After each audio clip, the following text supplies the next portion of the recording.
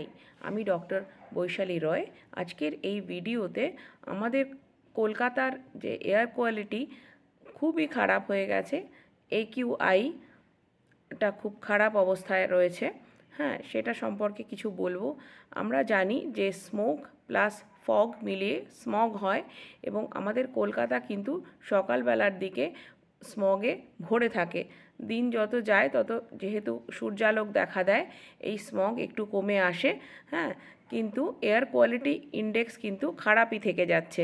সেই জন্য এর হাত থেকে বাঁচার জন্য যতটা পারা যায় ইনডোরসে থাকা ভালো যতটা সম্ভব, এবং ঘরের ভিতরে এয়ার পিউরিফায়ার ইউজ করা ভালো। আমাদের স্মোকিংয়ের যাদের হ্যাবিটস রয়েছে সেটা যদি আস্তে আস্তে ছেড়ে দেওয়া যায় তাহলে খুব ভালো হয়।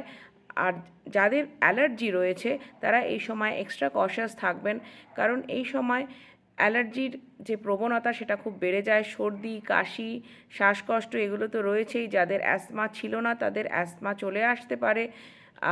যাদের অ্যালার্জির প্রবণতা ছিল তাদের প্রবণতা বেড়ে যেতে পারে। অতএব এই সময়টা কিন্তু যদি দরকার হয় সেরকম বোঝেন তাহলে কিন্তু ডক্টরের কাছ থেকে পরামর্শ নিয়ে এই সময়টা অ্যান্টি অ্যালার্জিক ইউজ করতে পারেন। তবে সেটা ডক্টরের পরামর্শ না নিয়ে কিন্তু কখনোই নয়।